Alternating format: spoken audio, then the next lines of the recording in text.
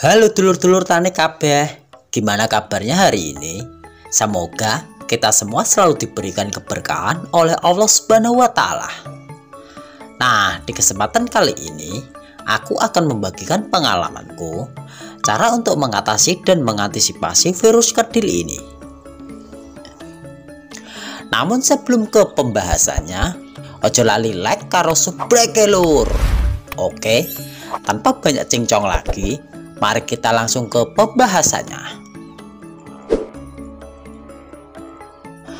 Serangan virus kerdil yang menyerang tanaman padi dikenal di kalangan petani luas dengan istilah virus zong, atau aku biasa menyebutnya dengan penyakit bangkaan. Virus kerdil padi sangat cepat pertumbuhannya dalam menyerang tanaman padi ya sobat petani. Maka dari itu, kita para petani harus mewaspadai jika ada sebagian tanaman padi ada yang terkena virus kerdil ini. Virus yang menyebar pada tanaman padi dan membuat batang padi menjadi kerdil ini dibawa oleh hama warang coklat ya sobat petani, yang mana warang coklat ini sebagai faktor utama penyebar virus kerdil. Jadi ketika banyak warang coklat menyerang, maka kita harus secepat mungkin memusnahkan warang coklat ini agar tanaman padi yang kita tanam tidak terjangkit dengan virus kerdil.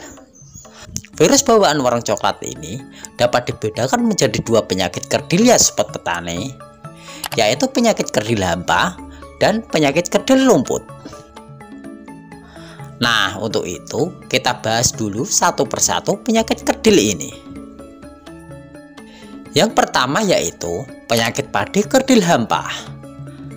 Seperti yang tadi kita bahas tadi, bahwa virus kerdil hampa pada padi bisa ditularkan oleh hama warang coklat. Tetapi bukan hanya warang coklat saja yang dapat menularkan virus kerdil hampa ini ya sobat petani. Kelompok dari jenis nila parva pun bisa menularkan virus kerdil ini. Dalam penyebarannya, virus kerdil hampa dapat berkembang dan memperbanyak diri di dalam tubuh faktornya.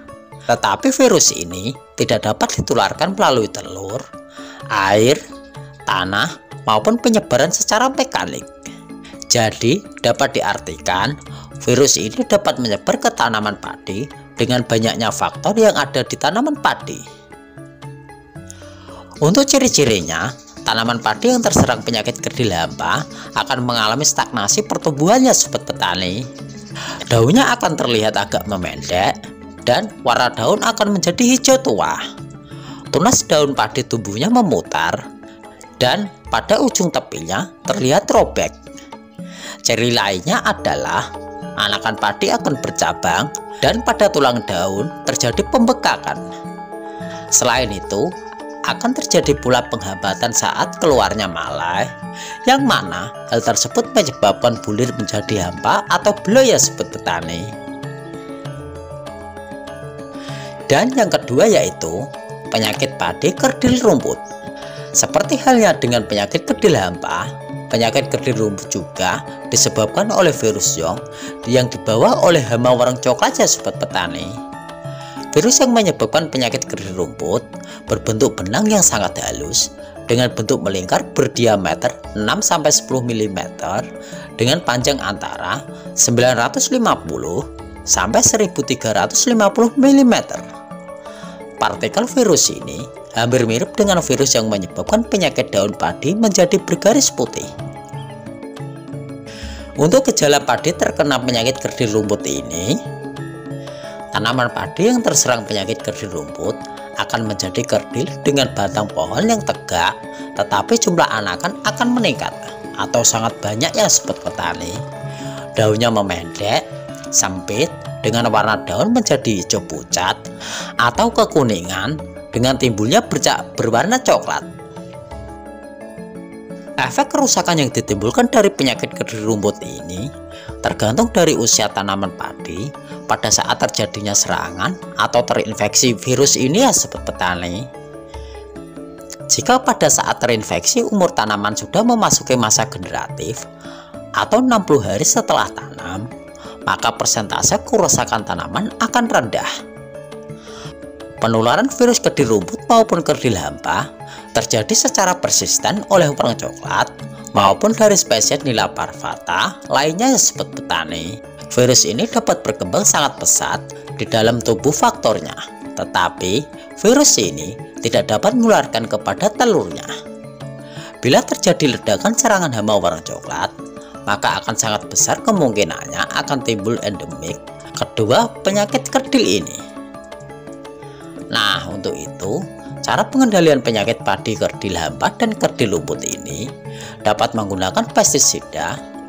Memang banyak dipilih para petani untuk bisa secepatnya mengendalikan hama warna coklat ini ya sebut petani. Karena selain berdampak menimbulkan virus Yong yang berakibat padi menjadi kerdil, dampak yang paling signifikan dari hama warna coklat adalah keringnya tanaman padi yang berakibatkan timbulnya kematian pada pohon padi karena terhisap nutrisinya oleh warna coklat ini.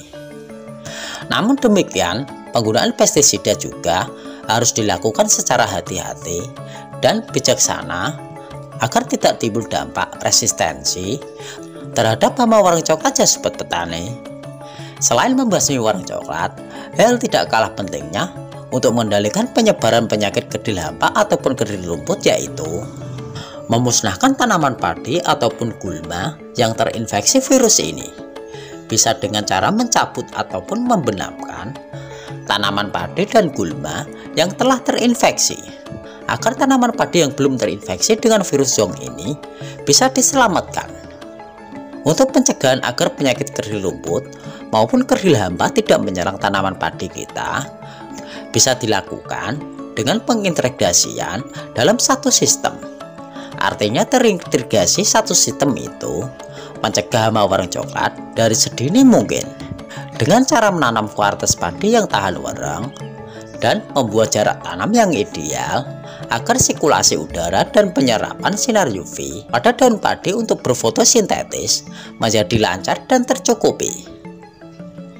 Untuk mengetahui benih padi unggul yang tahan warna coklat, sobat petani bisa menonton video saya yang ini. Dan untuk mengetahui jarak tanam padi yang ideal, sobat petani bisa juga menonton video saya yang ini. Nah, itu tadi kurang lebihnya pengalamanku untuk mengatasi virus kerdil ini. Moga-moga videoku kali ini bermanfaat untuk dulur-dulur tani kabeh. Aku Eko, matur suwun sudah menonton hingga akhir.